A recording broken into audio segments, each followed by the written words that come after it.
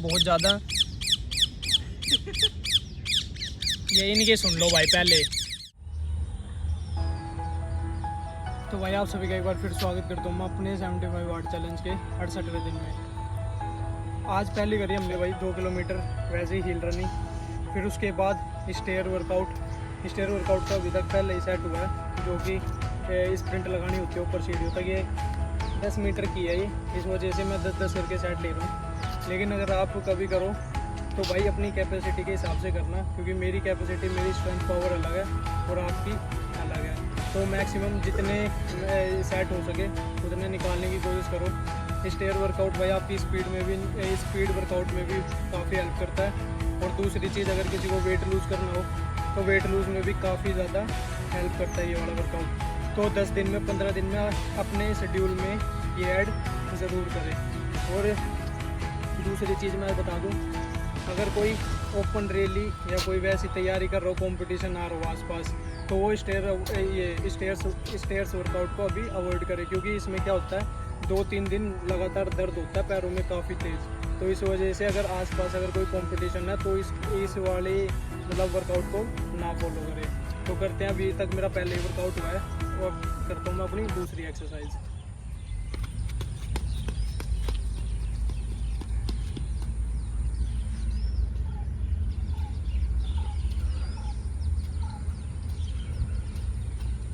तो भाई इस तरीके से पहली जो अपनी एक्सरसाइज है वो ये ऐसी है, स्प्रिंट के साथ ऊपर जाना है।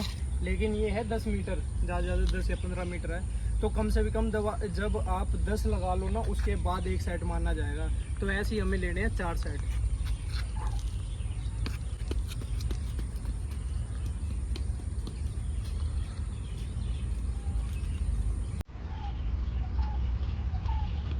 वेट लूज में भाई काफ़ी हेल्प करेगी।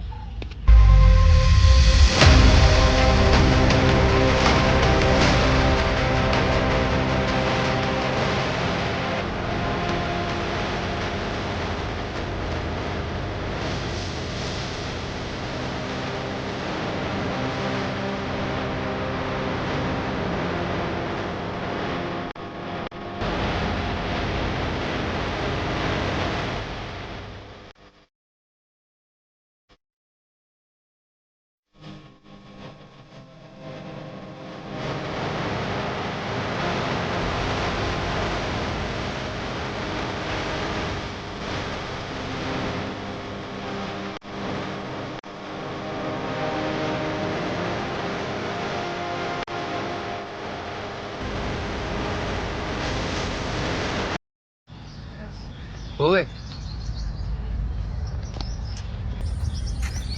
तो भाई ये हो गया हमारा पहला सेट कंप्लीट। ऐसे ही 3 और लेने हैं।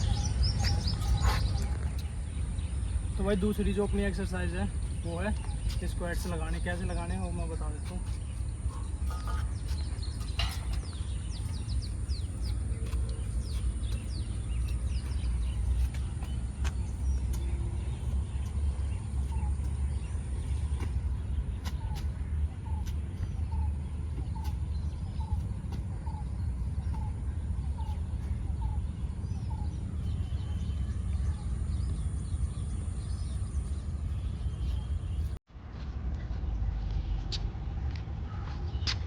इसके भी अगर 10 बार खाओगे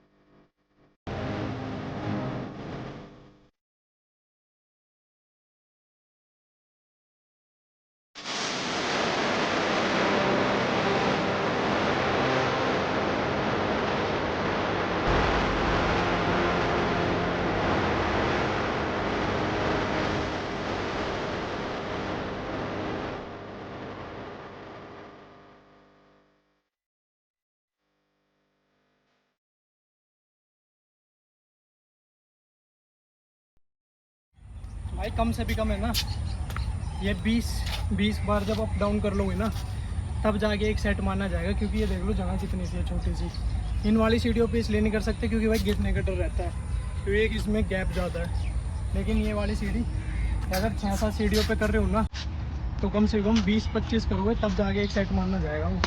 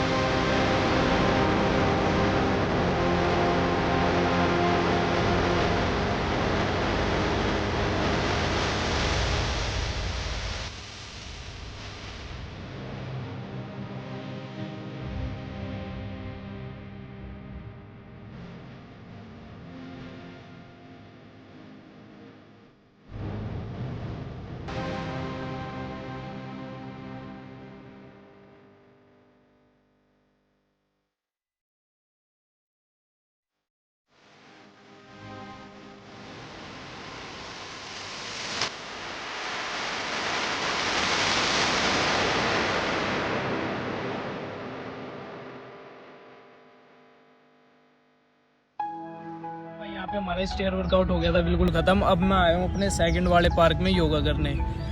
भाई रनिंग के बाद या कोई भी हैवी वर्कआउट अगर आप करते हो तो इसके बाद योगा बहुत ज़्यादा ज़रूरी है। और मैं अपने हर एक वीडियो में ये मैक्सिमम बताता हूँ कि भाई योगा करनी बहुत ज़्यादा। ये इनके सुन लो भाई, पहले इनके सुनो पहले।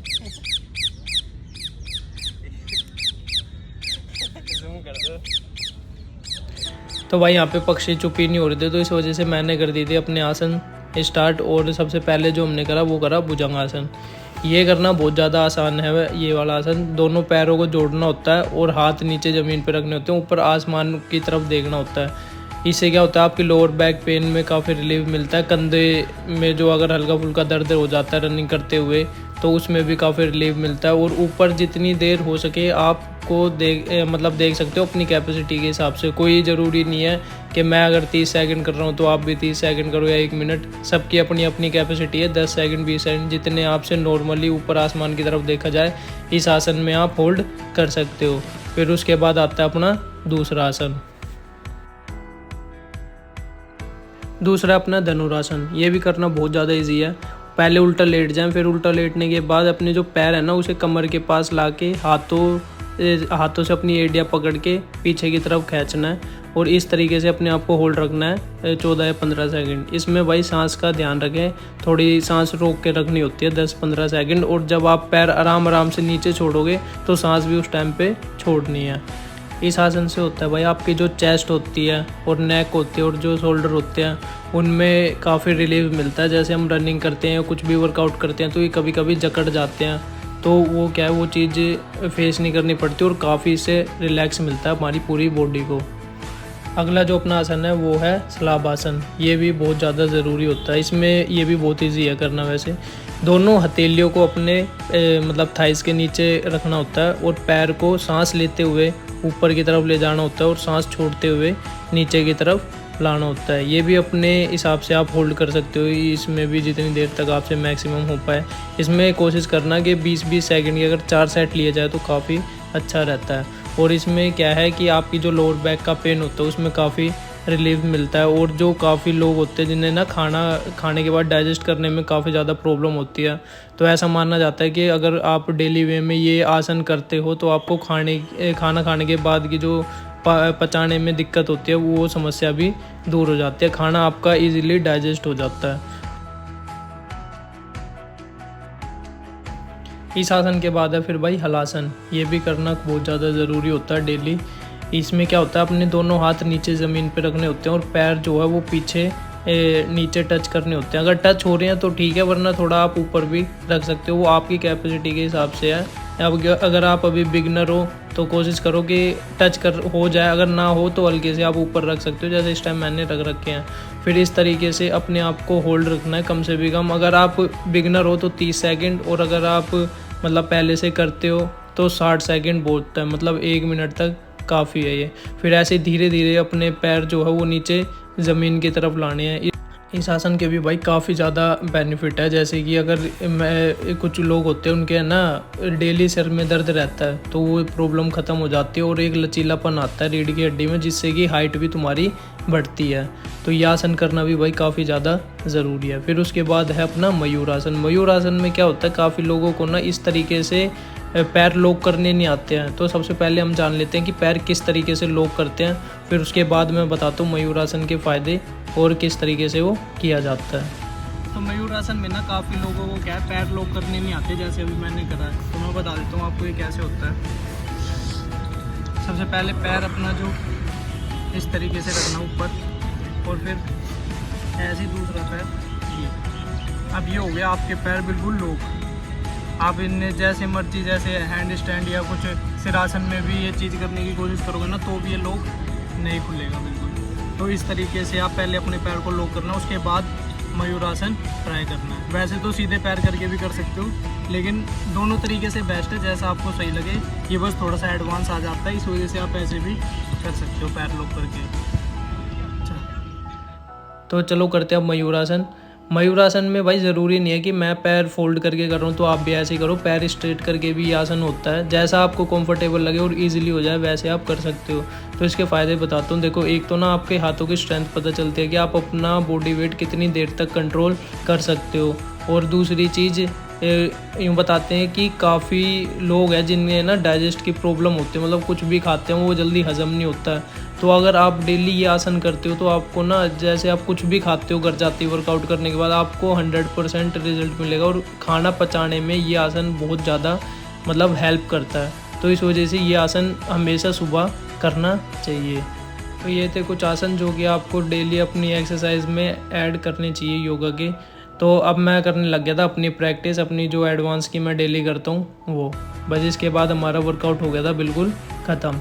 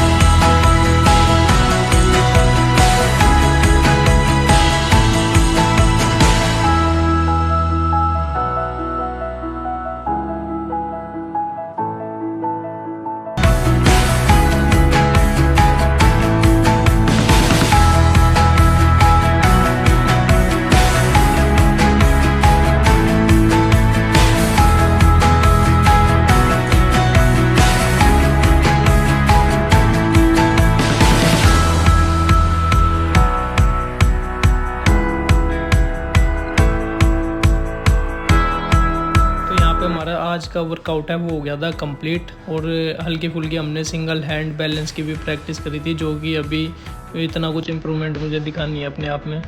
और फिर हमने लास्ट में करी भाई मेडिटेशन।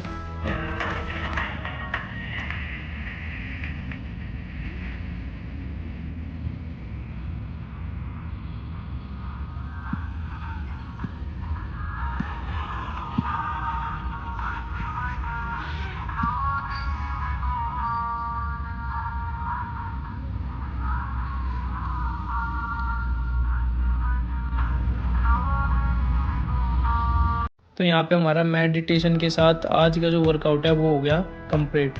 और फिर हम पहुँचे भाई सीधा घर पे। घर पे जाते ही मैंने खाया आज मल्टीग्रेन ब्रेड और ब्रेड के साथ अपना वही जो मूसली उसमें 12-13 बादाम और अंजीर, और साथ में मैं बैठ गया था अपनी हिस्ट्री की क्लास चला के अपना रिवाइज़ करने के लिए, और शाम तक पानी का टारगेट भी कंप्लीट हो जाएगा।